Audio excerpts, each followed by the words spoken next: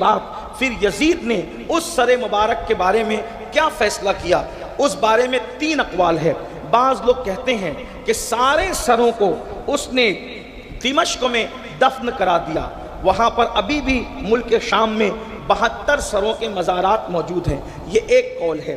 دیکھیے کسی بھی معاملے میں اقوال بہت ہوتے ہیں، لیکن محققین اسی قول کو ترجیح دیتے ہیں جس پر اکثریت کا اتفاق ہوتا ہے، یا معتبر لوگ جس کو زیادہ نقل کرتے ہیں۔ تو پہلا قول یہ ہے کہ وہ سروں کو وہیں پر دفن کرا دیا گیا، حالانکہ ملک شام میں ان سروں کی میں نے خود بھی مزارات کی زیارت کی ہے، وہاں 72 سر موجود ہیں، ایک قول۔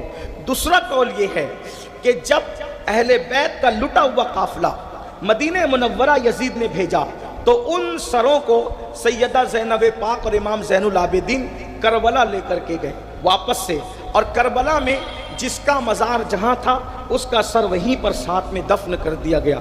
کثیر علماء اہل سنت نے اس پر بیان کیا کہ جہاں امام کا وجود ہے، جہاں جسم ہے، وہیں پر سر انور بھی موجود ہے۔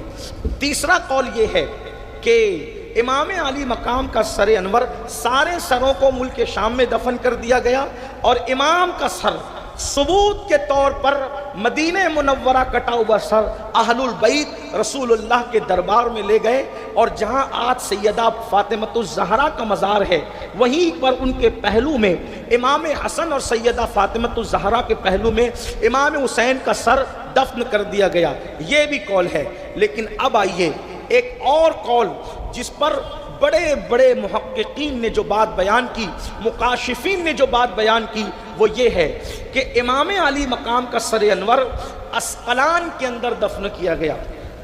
اسقلان ایک علاقہ ہے، وہاں پر دفن کیا گیا، یعنی 61 ہجری سے امام علی مقام کا سر انور اسقلان میں دفن تھا۔ 6 صدی ہجری میں یعنی 540 کے بعد، 5 جو غوث پاک کا زمانہ ہے، 540 کے بعد جس وقت انگریزوں نے اسقلان پہ قبضہ کیا، اس دور میں مصر میں فاطمیوں کی حکومت تھی۔ فاطمیوں کی حکومت تھی، یہ لوگ اہل البیت کے محبت کے دعوے دار تھے، اور محبت اہل بیت میں اپنے آپ کو فاطمی کہتے تھے۔ وہ آل فاطمہ سے نہیں تھے، لیکن اہل البیت کی محبت میں وہ اپنے آپ کو فاطمی کہتے تھے۔ تو جب اسقلان میں انگریزوں کا تسلط ہو گیا تو اس وقت تو مصر کے فاطمیوں کو خوف ہوا کہ یہ ظالم امام علی مقام کے سر انور کو ایذا نہ پہنچائیں، یا ان کے ذریعے سے کوئی امام کے سر انور کو ایذا نہ پہنچائے۔ تو اس وقت مصر کا جو بادشاہ تھا، اس نے، جس کا نام طالع صالح بتایا جاتا ہے، اس نے جو ہے بڑی رقم دے کر، ان انگریزوں کو بڑی رقم دے کر یہ اجازت لی کہ یہاں ایک قبہ ہے اور اس میں ہمارے نبی کے نواسے کا سر ہے، وہ سر آپ ہمیں نکالنے کی اجازت دیں اور وہ سر ہمیں دے دیں، اس کے بدلے میں جتنی رقم آپ کو چاہیے وہ رقم آپ لے لیں۔ انہوں نے وہ رقم لے لی، امام علی مقام کے سر انور کا جو مزار تھا اس کو کھودنے کی اجازت دی، جیسی وہ سر کھودا گیا۔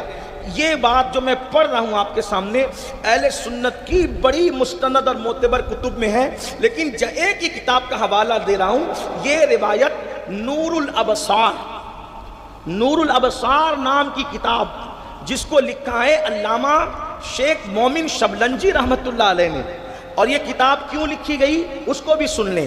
علامہ شیخ مومن شبلنجی یہ نابینا ہو گئے تھے، اندھے ہو گئے تھے، آنکھوں کی بینائی ختم ہو گئی تھی، تو شیخ مومن شبلنجی نے منت مانی، اے اللہ اگر تو مجھے آنکھ عطا کرے تو میں تیرے محبوب کی اہل بیت کی شان میں ایک کتاب لکھنے کا وعدہ کرتا ہوں، بس تو مجھے روشنی دے دے، میں کتاب لکھوں گا اہل البیت کی شان میں۔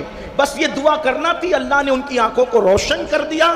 پھر انہوں نے کتاب لکھی اہل البیت کی شان میں، اس میں انہوں نے رسول اللہ کی مختصر سیرت لکھی، صدیق اکبر کا مختصر تذکرہ کیا، فاروق اعظم کا مختصر تذکرہ کیا، عثمان غنی کا مختصر تذکرہ کیا، مولا علی کا مختصر تذکرہ کیا، امام حسن کا مختصر تذکرہ کیا، اور امام حسین کا انہوں نے تفصیل سے تذکرہ فرمایا۔ پھر امام زین العابدین، امام محمد باقر، امام جعفر صادق، امام موسیٰ کاظم، یہ سارے ائمہ اہل بیت کا انہوں نے ذکر ذکر فرمایا، اللہ اکبر، یہ تذکرہ اس کے بعد انہوں نے کیا۔ بڑی خوبصورت کتاب ہے، اہل سنت میں بہت مستند اور معتبر مانی جاتی ہے، اس کتاب سے میں پڑھ رہا ہوں۔ حضور تاج الشریعہ رحمۃ اللہ علیہ نے بھی اپنے فتاوی جات میں جو نور الابصار کا حوالہ پیش فرمایا ہے۔ یعنی اتنی یہ مستند کتاب، یعنی کہ ہمارے دور کے علماء محتاطین بھی اس کو اپنی کتاب، اپنے باتوں کے لیے اور اپنے جو موقف کے لیے بطور سند حوالہ اس کتاب کا پیش کرتے ہیں۔ اسی کتاب سے میں آپ کے سامنے یہ پیش کر رہا ہوں کہ آپ کو یعنی سمجھ میں آنا چاہیے کہ امام علی مقام کی ہستی کا نام ہے۔ یاد رکھنا، امام حسین کے بارے میں یہ چلا چلی کی باتیں ہم نہیں کرتے، حقائق ہے حقائق، اور حسین کی ہستی کو کہتے ہیں۔ آپ کو آگے اندازہ ہونا چاہیے، اور بچوں کو یہ بتائیے کہ یہ خاندان نبوت کی شان کے مالک ہیں، ان کے مرتبے کیا ہے، مقام کیا ہے۔ احترام صحابہ اور عظمت اصحاب اور تعظیم اصحاب کے ساتھ اہل البیت کی محبت اپنے بچوں کو پلائیے۔ آج ہر باپ فکر مند ہے، میرا بیٹا ایمان پہ رہے گا کہ گمراہ ہو جائے گا، میرا بیٹا ایمان پہ رہے گا کہ گمراہ ہو جائے گا۔ میں نے کہا گمراہی سے بچنے کے لیے تو 1400 سال پہلے اعلان ہو گیا، لوگوں میں تم میں دو بھاری چیزیں چھوڑ کے جا رہا ہوں، جب تک اس کو پکڑے رہو گے تم گمراہ نہیں ہو سکتے۔ زبان رسالت کہہ رہی ہے دو چیزوں کا دامن پکڑ لو، کبھی گمراہ نہیں ہو سکتے۔ فرمایا ایک اللہ کی کتاب قرآن ہے، اور دوسرے میرے اہل البیت ہے، ان کا دامن پکڑو، گمراہی سے محفوظ ہو جاؤ۔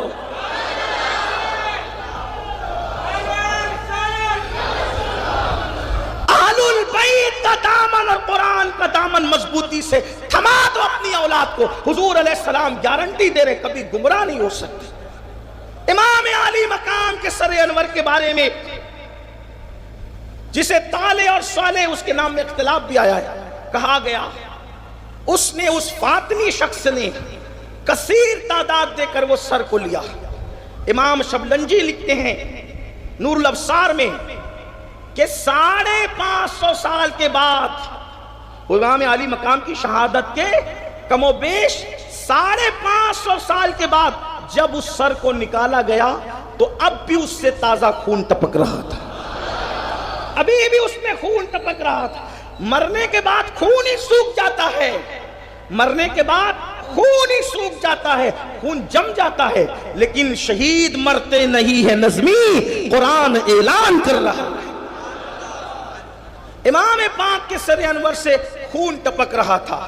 جس وقت وہ سر اسقلان سے مصر لایا گیا تو اس شان سے لایا گیا جیسے بادشاہ کی سواری آتی ہے۔ اور بادشاہ کیا ہے، بادشاہ کی اوقات کیا ہے؟ ہمارے لیے تو بادشاہ حسین ہے، اس لیے کہ اجمیر معلیٰ سے آواز آ رہی ہے، شاہ است حسین، بادشاہ است حسین۔ حسین شاہ بھی ہے اور حسین بادشاہ بھی ہے۔ دین است حسین، دین پناہ است حسین۔ حسین دین بھی ہے اور دین کو پناہ دینے والے بھی ہے۔ سرداد نداد دست در دست یزید، حقا کی بنائے لا الہ است حسین۔ بادشاہوں کی طرح بارات کی شکل میں وہ سر انور لایا گیا تو صالح نے کیا انتظام کیا؟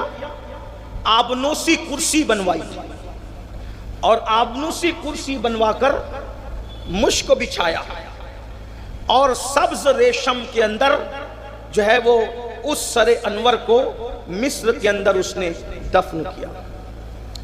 اس لیے امام علی مقام کا سر انور قاہرہ مصر میں ہے، یہ بھی ایک روایت موجود ہے۔